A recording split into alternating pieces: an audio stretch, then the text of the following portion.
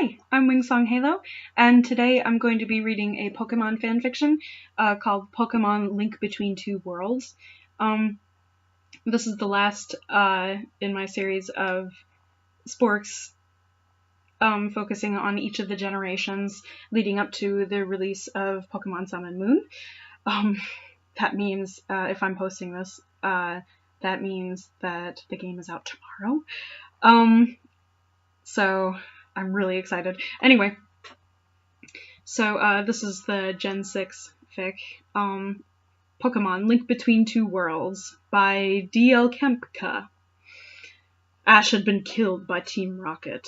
2 years later, Team Rocket attacks the morning trainers and a strange creature shows up Ash X Arena. Hey everyone, I'm back! And I brought some recruities. Please help me welcome Meloetta.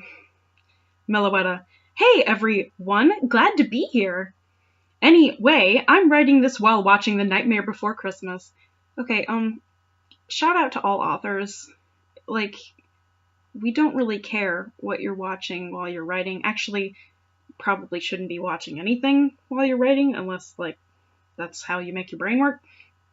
But, we really don't care unless it influences what you're writing. Okay, anyway. I just want some background noise. Mel. Yeah, and I'll be watching it while you do so. I love these songs! Now on to the story, but first, Mel disclaimer, please. Mel. Sure, D.L. Kempka doesn't own Pokemon. If he did, there would be more talking Pokemon, and Ash would have gotten so strong at Sinnoh, it would make Darkria shiver. Pokemon, the link between two worlds. And then a bunch of X's. We start our adventure in Kanto, a very well-known region around the world. Here we see a town called Pallet, a small town well known for housing prodigy trainers. Is it, though? I think it's just a... I mean, I think it would be more famous for having the Oak Laboratory in it, but... And on a somewhat large hill, there is a building that has what appears to be a windmill. This was known as Professor Oak's Ranch. Is it? Like, I thought it was his research laboratory, but, whatever. Normally a cheerful area, but today it was very gloomy, with a large group of Pokemon doing what appears. Okay, so the first time appears was spelled A-P-P-A-I-R-S, and this time it's spelled, A-P-P-E-I-R-S. Appears to be mourning, as well as a group of people doing the same. The group consisted of some well-known faces, such as Misty, Brock, Tracy, May, Max, Gary, and Professor Oak, Clemont, Bonnie, and last but not least there were Serena, Grace, and Delia. This was the second-year annual mourning of their beloved friend, Ash Ketchum. Delia. It's been 2 years, and I can't seem to believe he's gone. Professor turned to her with sorry look on his face and said, Oak. I know, Delia, but the boss of Team Rocket has been found out, so Ash will be avenged. Gary, serves him right.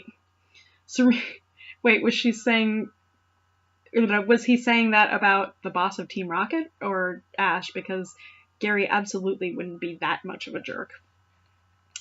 Serena seemed the most conflicted. She was there when Ash was attacked by Team Rocket as they were burning the Pokemon Center.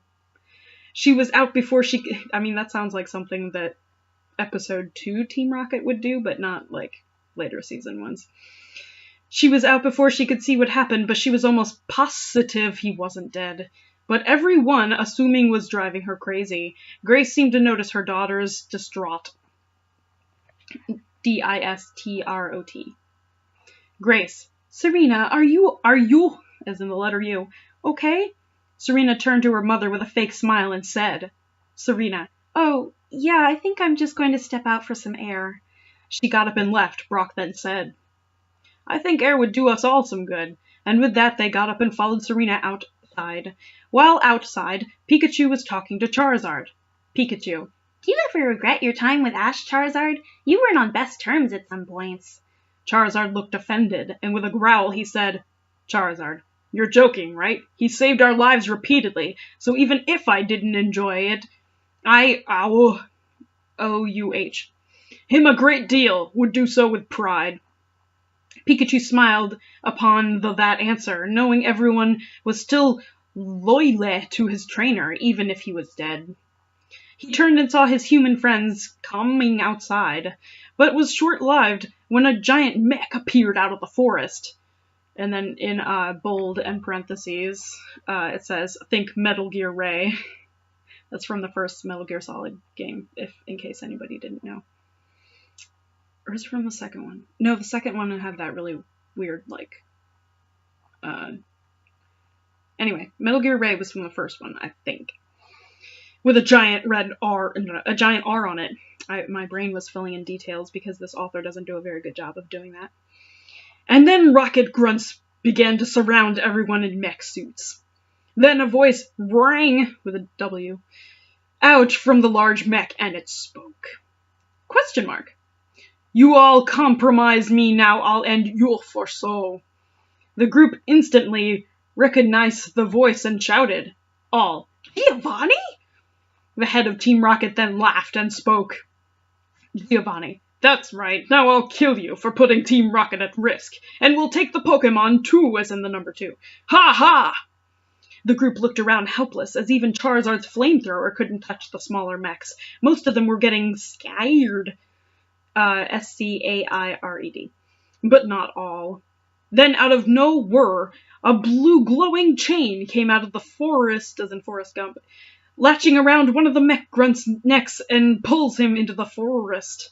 Then the next thing they heard made them all jump in fright. A scream of pain that was so high-pitched it wasn't humanly possible, but was instantly silenced. Giovanni immediately ordered his grunts to investigate, but they didn't have to wait long as something came out and burned one of the mech grunts to ash. I'm guessing that's a little teaser there. Oh man, my neck. They all look at the creature in awe and fear, except Serena. What she saw made her shiver in excitement, and she felt joy from what she felt coming of the creature and thought. These rockets are done for. That was in parentheses. The creature was very impressive in itself. It was humanoid except for a few details, D-E-T-A-L-E-S, that stood out. One was the skin was a generic kind of graybit, had glowing blue tattoos in a tribal-like style and looked physically strong, had long black hair, glowing blue eyes, and even stranger was that it had wings on its back, much like a Charizard's, but black with hints of red, so like a shiny Charizard's. The legs had what looked like armor plating that was black with yellow lining as well as plated feet, but above all looked ready to kill. Giovanni looked at the creature in awe, thinking it was a rare Pokemon, ordered his men to attack. That proved to be the second biggest mistake in his life.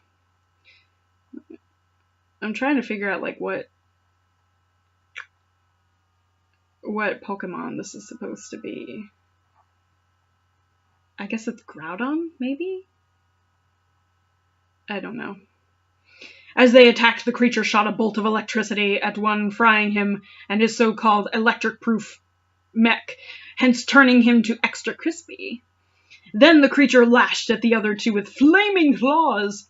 The first was smart to get out of the way, but the second was slashed, screaming before turning to ashes. The first thought that now would be a good time to panic, and went to run off, but was instantly set ablaze. Now Giovanni was scared, but was still a little cocky, sitting in his supposedly indestructible mech, so he fired his miniguns at him, and this proved to be the biggest mistake of his life, as the bullets fired at the creature, but instantly combusted within a 2 feet bear, as in the animal, a bear, barrier of aura around the creature. Everyone human in Pokemon was shocked to the core, while Serena felt another shiver of excitement and thought. A shiver of thought. I would never have thought he would be this strong. That's also in parentheses. The creature was not amused in the slightest, so he began, with an I in it, to charge a sphere of aura that looked there was little control behind it because of how raw the energy was. And using a form of aura sight, threw it directly where Giovanni was sitting in the robot and shot straight, as in like the body of water, through the robot and Giovanni, killing him and destroying the robot itself. At first the group didn't know what to think. Yeah, I don't either. Then they realized they were saved, but was short-lived when the creature in a rage caused Phase turned to them with a look that would scare anyone. He then charged a fire attack. Oak, Gary, and Brock shouted, "Skater!" That's SC, rather. ATER. With that, everyone moved out of the line of fire. Clamote actually tried to reason with it, but was almost roasted. Grace then said what was going on. Grace: "You can't reason with him. All he wants is to fight, and now he has so much rage he can't to understand anything but anger and defeat." The group was just about to ask what on earth she was talking about. Yeah, good question. But realized something wrong. Serena wasn't with them. Bonnie: "Where's Serena?" Max then pointed in front of the rampaging creature. Max: "There!" All were shocked when they saw her staring down the creature with a kind smile, but determined eyes. Gary shouted to her. Gary: "Serena, what are you doing? Do you have a death wish?" Serena merely frowned at him and said, Serena: "Stay out of this, Scare Bear." Delia and Grace then thought to themselves in amazement as they realized what's going on. In parentheses, just like before, and now it's happening to them. The creature looked at Serena challengingly. Serena smirked and said, "I'm going to enjoy this." With that, bright red flames engulfed Serena. Everyone was worried except for the two mothers. Really, I'd think they'd be like the most worried. The flames then died down to Rhea Vale. She was a creature much like the one before her. Same gray skin, same black plating with yellow but with chest piece, as in like peace. Her tattoos glowed bright red as well as her eyes, and the same wings on her back. All her friends were gawking at her too shocked to say anything. The creature let out a growl and got ready to attack. Delia then said to herself, "If she can Diafet him, then he will regain his senses." The group was about to question who she was talking about, but the creature then charged Serena with fire in hands. She quickly grabbed them, shocking the creature greatly as well as draining some of his energy. But he quickly got free and forced her to the ground. She then winked at the creature to make a makeshift fake-out attack. It worked. He flinched enough for her to get the drop on him. With a well-placed eye beam to the face, knocking him off of her while she stood up over him. And like any crazy guy, it just takes one good hit from a female to knock some sense into him. I don't even know what to say there. He looked around, dazed. He got up and was greeted by a kiss on the lips from Serena, which shocked the group, but the words that followed shocked them from Contience. ? Serena? The creature asked, still in a slight daze. She smiled and said, "Glad to have you back, Ash. To be continued." And then a bunch of X's. Whew, done! Mel, and it only took you 3 hours. Hey, hard work pays off. Anyway, feel free to comment. I like comments. Mel, till next time, Meloetta and DL Kemka signing off. Okay, but how did we know it was Ash? And what were they talking about when they said now it's happening to them? Like, where did that come from? And why was Ash consistently described as a creature? How big was he anyway? Like, I was picturing like a huge hulking beast, but and then did he like go back to looking like Ash, or is he like forever cursed to look like this beast? Anyway, you didn't describe like anything. All right. So I'm curious, so I'm gonna look at the reviews. Your keen with descriptions is well placed, but your dialogue leaves much to be desired. Try and stay away from writing it like a script. It's easier on the eyes.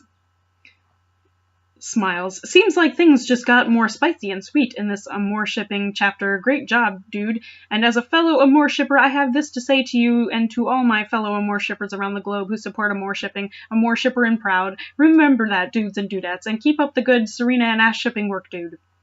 Dude. And then the last one just says, "What the hell?"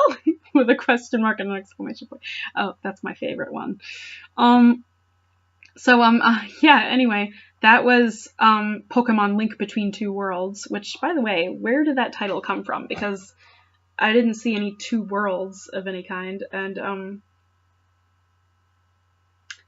but yeah, anyway. Let's all enjoy Sun and Moon tomorrow, and I hope to be doing more Pokemon Fix soon, and if you've been watching these, or even if this is just your first one, thank you so much for watching and listening, and see you next time.